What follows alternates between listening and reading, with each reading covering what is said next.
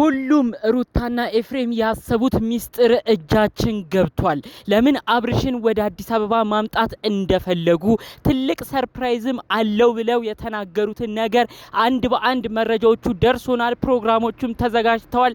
እጅግ ሌላ ከባድ ነገርም ሊፈጠር እንደሚችል ነው አስቀድሜ እምነግራችሁ። አብርሽ 500,000 ወይም 500,000 ተከታይ ደርሷል በዩቲዩብ ገጹ። ይህም በተለያዩ ጊዜያቶች ላይ የሚያከብሩትን በዓል ምክንያት በማድረግ በተለይ አብርሽ 500,000 መግባቱን ድል ምክንያት በማድረግ ሩታና ኤፍሬም አዲስ ፕሮግራምን እንዳዘጋጁ ነገር ግን ሚስጥራቸው እንዳይወጣ ሁሉንም እንዳፈኑት፣ በሌላ በኩል የልዑሌ 8ኛ ወር ልደትም ለየት ባለ መልኩ ለማክበር እንዳቀዱ ዝርዝር መረጃዎቹ ደርሶኛል። ከዚህ ጉዳይ ጋር ተያይዞ የአብርሽ ወንድም ታላቅ የሆነው ዴቫ ከባድ ወቀሳና ከባድ ትችት እየደረሰው ይገኛል። ለምን እንደተተቸ በዝርዝር እንነግራችኋለን። ለዴቭም ከባድ ማስጠንቀቂያ ደርሶታል። ከባድ ሰረኛ ነህ አንተ፣ ያልታወቀብህ አደገኛ ሰው ነህ እየተባለ ብዙ ነገር እየተባለ ነው። ለምን እንዲህ እንደተባለ ዴቭንም የምናስጠነቅቀው ምክንያቶች አሉ። በዚሁ መረጃውን እንድትሰሙ እንዲሁም ደግሞ የታሰበው ድግስ እንዴት አይነት ትልቅ ወጪ እንደወጣበትም በዝርዝር እዚሁ አሁን እናስደምጣችኋለን። እጅግ የማትጠብቁትን እሁድ የሚቀረጽ ፕሮግራም ነው በሰፊው እማሳያችሁ፣ መረጃውንም እማስደምጣችሁ። ሰላም ጤና ይስጥልን ውድ የሀገሬ ልጆች፣ በተለያዩ ዓለም ሀገራት የምትገኙ በያላችሁበት ሀገር ሰላማችሁ ይብዛልኝ። ፈጣሪ አምላክ የማታ እንጀራ እፎይ ብላችሁ የምትኖሩበትን ህይወት እሱ ቸሩ መድኃኔዓለም የዛሬው ቀን እሱ ያድላችሁ። ውድ የሀገሬ ልጆች፣ የእስልምናም የክርስትናም እምነት ተከታይ የኔ ቤት ተከታታዮች በያላችሁበት ሰላማችሁ እንደ ምድር አሸዋ እንደ ሰማይ ከዋክብት ይብዛላችሁ። የኔ ወንድማችሁ ምርቃት የሚመቻችሁ እንደተለመደው አሁኑኑ ቪዲዮ ላይክ አድርጋችሁ የዛሬው መረጃ ብዙ ሰው ጋር እንዲደርስ አድርጉልኝ። እባካችሁ ሰብስክራይብ ማድረጋችሁ የኔ ቤተሰብ እንድትሆኑ በማክበር ልጠይቃችሁ።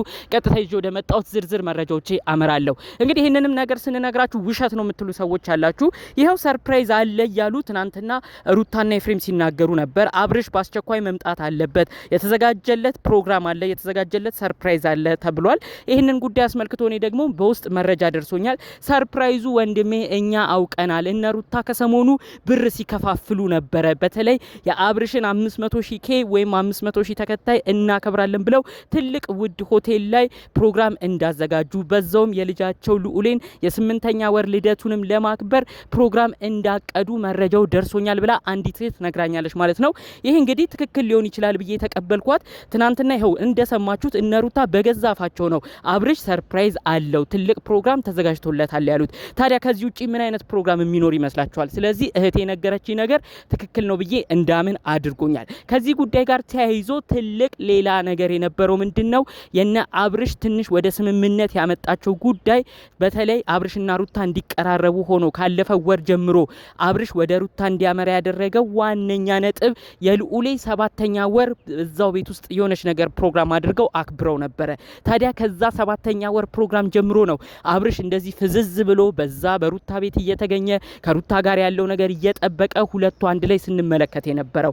ተመልከቱ። አሁንም እንግዲህ 8ኛ ወር ልደት ብለው በልጁ አመካኝተው አብርሽን ወደ ራሳቸው ያመጡታል። 500,000 ተከታዩ እናከብርልሃለን ብለው አብርሽን በሲስተም ወደ ራሳቸው ያመጡታል እና ሩታ ከዛም እንደፈለጉ ድጋሜ ደግሞ ሊያፈዙት እንዳቀዱም ነው ዝርዝር መረጃ የመጣው። እንግዲህ ከዚህ ጉዳዮች ጋር በተያያዘ አብርሽ ወደ አዲስ አበባ እንዲመጣ ዴቭ ቃል ገብቶላቸዋል። ዴቭ ምንድን ያለው?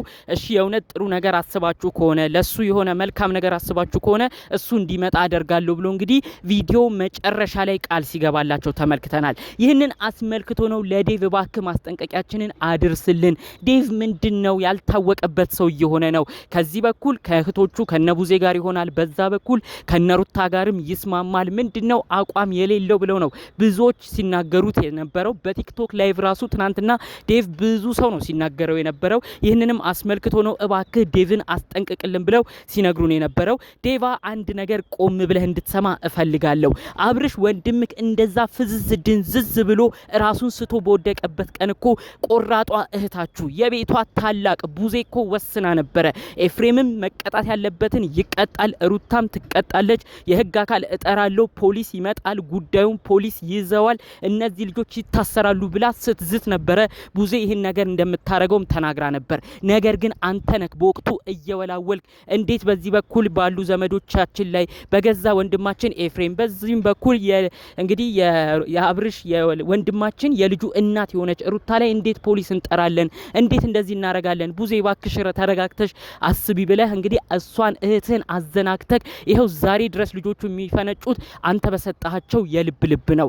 ወንድምክ ኤፍሬም የስንት ታናሽህ እንደሆነ ጠንቅቀህ ታውቃለህ። ወንድምህን ማስጠንቀቅ ያልቻልክ፣ ወንድምህን መቆጣት መምከር ያልቻልክ እንዴት ነው ቡዜንም እሷንም ሁለቱንም እያጣጣምክ ልትሄድ ያሰብከው? በቡዜ ጋር ስትሆን ስለነ ቡዜ ጥሩ እያወራክ እንዲሁም ደግሞ ሩታና ኤፍሬም የሚያረጉት ክፋት ነው እያልክ ትናገራለህ። ከሩታና ኤፍሬም ጋር ደግሞ ስትገናኝ እማይሆን ቃልን እየገባ እማይሆን ተስፋን እየሰጠ ከነሩታ ጋር አብረክ እየሰራክ በማይሆን ቦታ እንመለከታለን።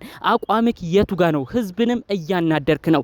ኤፍሬም አንደኛውን ስላለበት ጉዳይ አውቀንለታል። ከሩታ ጋር እንደሚሰራ ወንድሙን ኤፍሬምም አፍዞ የተለያዩ ነገሮችን ማድረግ እንደቀጠለበት አውቀን ተረድተናል። አሁን ያለየልክ ያላወቅነው ያንተን ጉዳይ ነው።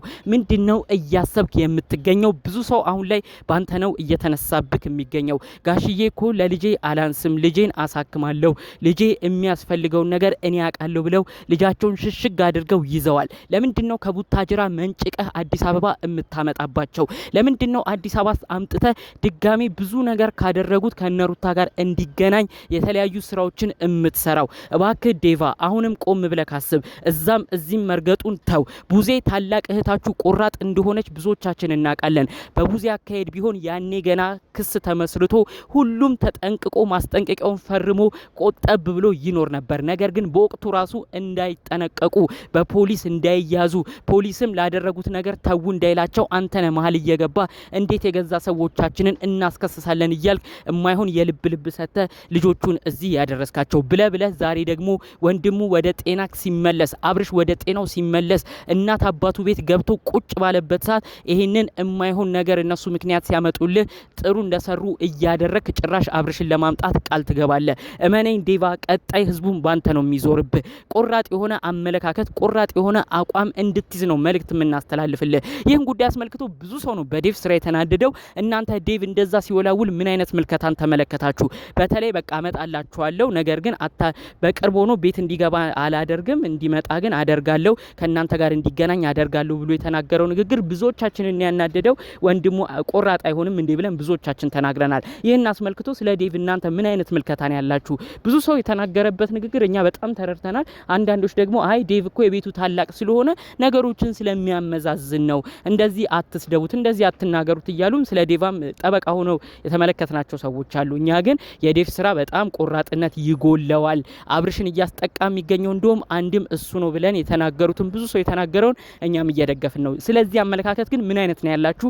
እባካችሁ ስለ ዴቭ ያላችሁን ሀሳብ አስተያየት የእናንተንም ማወቅ ስለምፈልግ በኮሜንት ብታሳውቁኝ ደስ ይለኛል። በሌላ በኩል ግን እሁድ እንግዲህ የተያዘ ፕሮግራም አለ። እንደተባለው ከተሳካላቸው የ500,000 ሰብስክራይበሩን አብርሽ እዚህ መድረሱን እነሱ የደስታው ተጋሪ ደስታውን አክባሪ መስለው እንግዲህ በዚህ ምክንያት ወደ አዲስ አበባ አምጥተው ፕሮግራምን አዘጋጅተው እንግዲህ አብርሽን በስበቡ እጃቸው ለማድረግ እየተሯሯጡ እንደሚገኙ እንዴት አብርሽ ወደ እናንተ እጅ ገባ ደግሞ ተብለው እንዳይጠየቁ ይኸው ለሱ ደስታ ነው እንደዚህ ያደረግነው ብለው አውቀው በመልካም በመሰለ መልኩ አብርሽን እጃቸው ለማስገባት ሩጫ ላይ እንዳሉ በዝርዝር መረጃው ደርሶኛል። ምናልባት ቅዳሜ ወይም እሁድ የሚለቀቀውንም ቪዲዮ ነው አስቀድሜ የነገርኳችሁ።